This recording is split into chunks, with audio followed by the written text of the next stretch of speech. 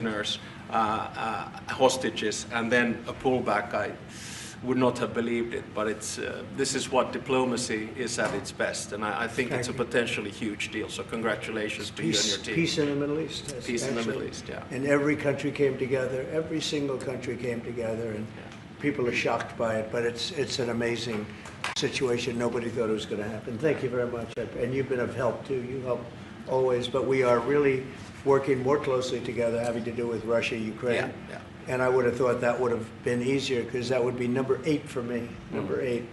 And I would have thought the Russia deal maybe would have been one of the easier ones. And unfortunately, last week they had over 7,000 soldiers die unnecessarily. So it's a terrible thing, but I think we'll be getting there hopefully soon. Yeah, probably we'll go, or you will be going piece by piece.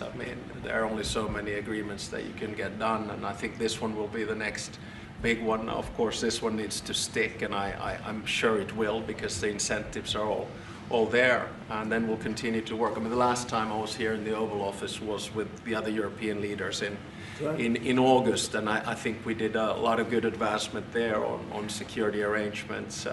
I think you pushed us Europeans hard not to buy oil and gas from Russia, which I think is a very correct decision.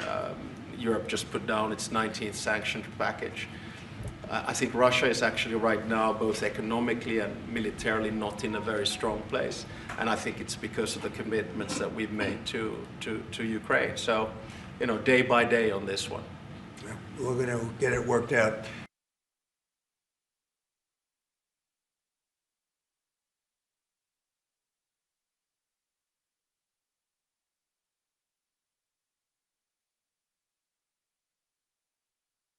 Believe that Mr. Trump deserves to win the Nobel Peace Prize tomorrow?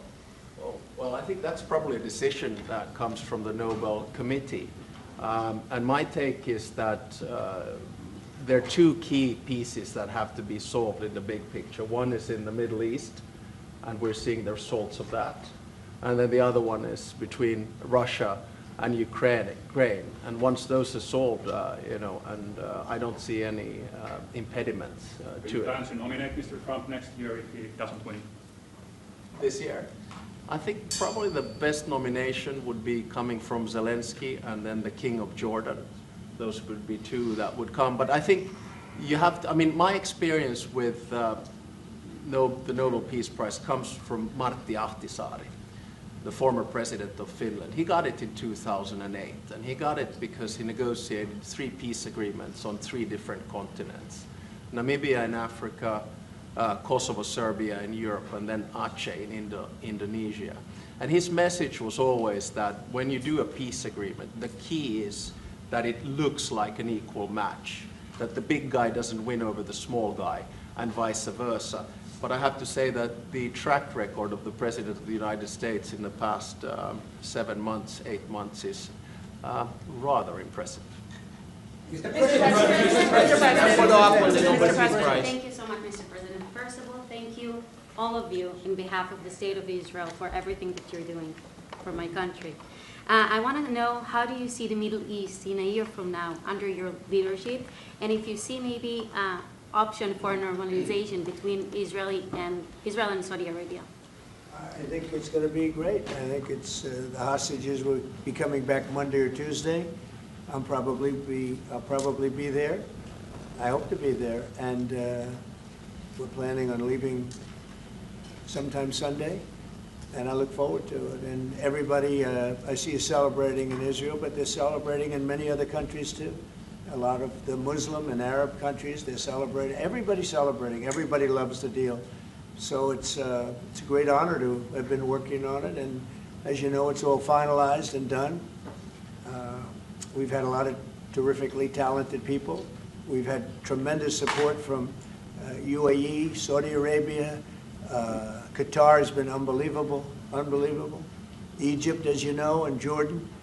Indonesia, I don't want to leave anybody out. Just so many different countries. It's been incredible. Nobody's seen anything like it.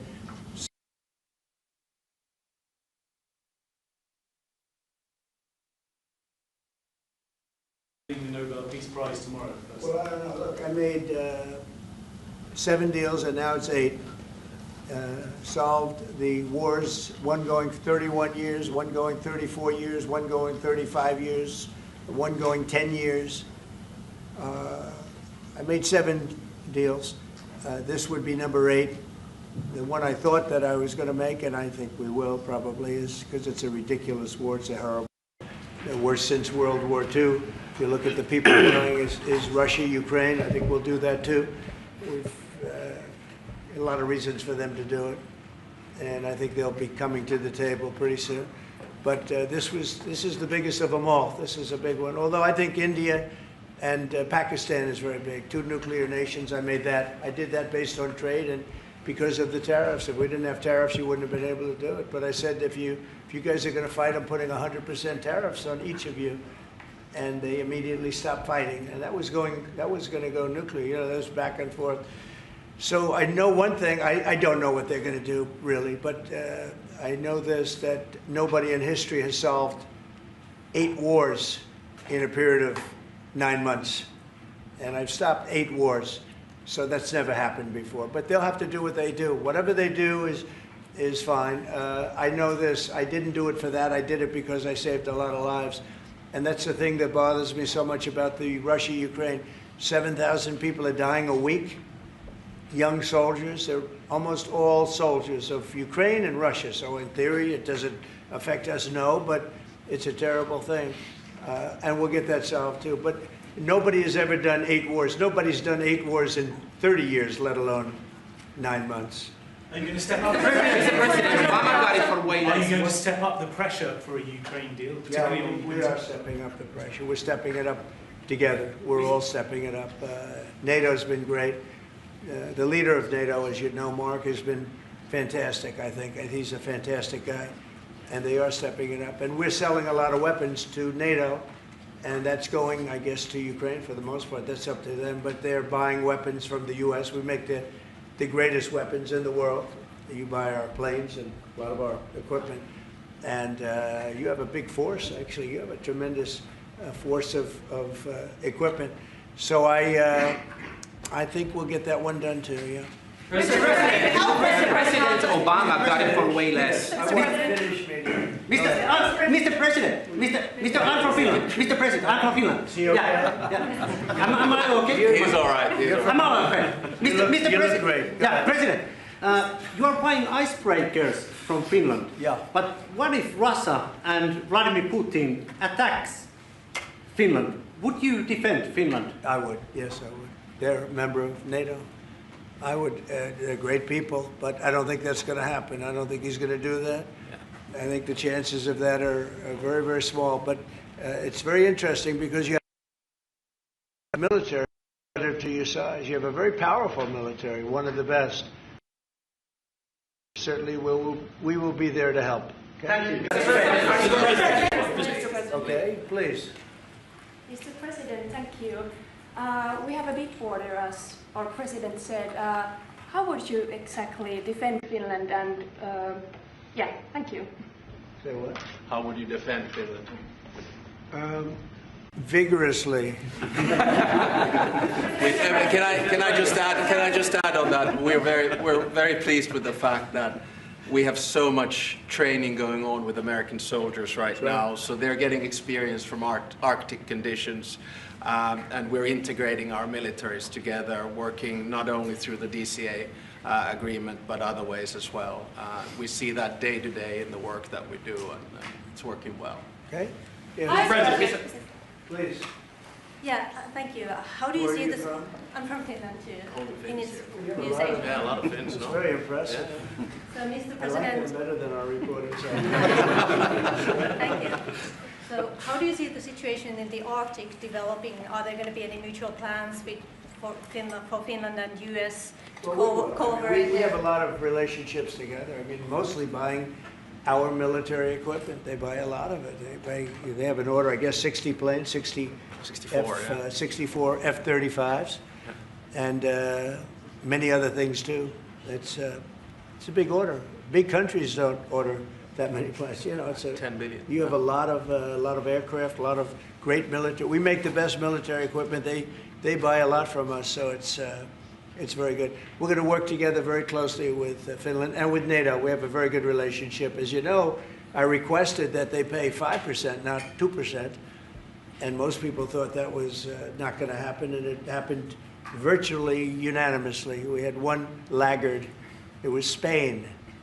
Spain. You have to call them and find why are they a laggard. And they're doing well, too. You know, the funny thing, because of a lot of the things we've done, they're doing fine. They have no excuse not to do this, but that's all right. Maybe you should throw them out of NATO, frankly. Please, go ahead. What are you planning to do with Tall that? gentleman, nice tall gentleman, go ahead, with the yellow shirt. Thank you, Mr. President. I wanted to change gears just really quickly and ask you, you're going to Walter Reed tomorrow? What are you having done, and how are you feeling? I'm meeting with the troops, and I'm also going to do a sort of semi-annual physical, which I do. And I think I'm in great shape, but I'll let you know. But I have no difficulty thus far.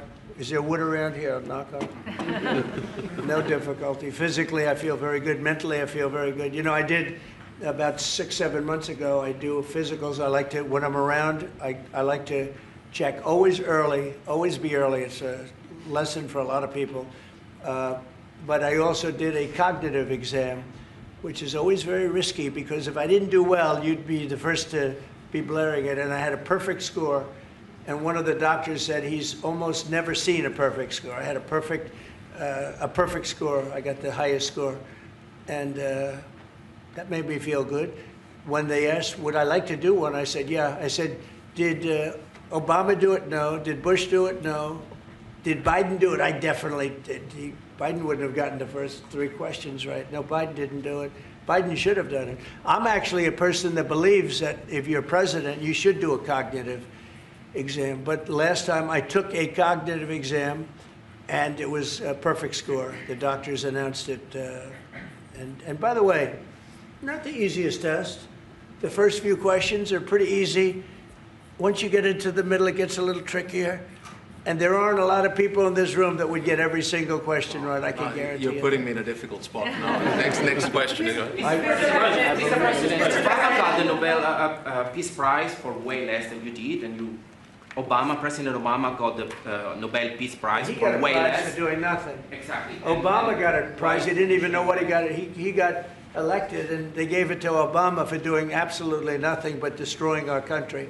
No, he was not a good president. The worst president was Sleepy Joe Biden, but Obama was not a good president. Are you going to do something with the They gave Hezbollah? him a prize. How many months after he won the election, then they gave the PeaceRise, right? It was right afterwards. Are you going to take My election was a much more important election. Now that you're fixing the situation between Hamas and Israel, are you going to be taking care of the Hezbollah or the Lebanese armed forces to take care We're of looking the at that, yeah, we'll be able to do that. That will be, it's a smaller part of the puzzle, but very important part. They have a great new ambassador that I appointed, Michelle, great new ambassador, so yeah, please. Mr. President, you said that the hostages will be released on Monday or Tuesday. What's your strict deadline? When do they have to get released? Well, and I how do you think it's make going to be sure Monday or it's Tuesday. Friday? It's going to be around that time, yeah. They're working on it very hard. Tuesday after They're that. in very diverse parts of the earth, okay? They're very, very diverse. Actually, it's, I think they're going to come through. I'd be surprised if they didn't. I think it'll happen. Mr. President. Thank you, sir. The 19th point of the 20-point plan said that in the future there could be conditions in which the Palestinians might eventually get a state. Under what conditions do you think the Palestinians could have their own state in the We'll look at it future? at the time. We're going to see how it all goes. And, you know, there's a point at which we may do something that would be a little bit different and may be very positive for everybody. But we'll be looking at that at the time. Mr. President. I think we'll get to that. I think we'll get to that period too. Yeah, please. Mr. President. Yeah, please, Glass. Thank you. Mr. President, the United States has previously said that you would be that Europe would have to take more responsibility for its own security.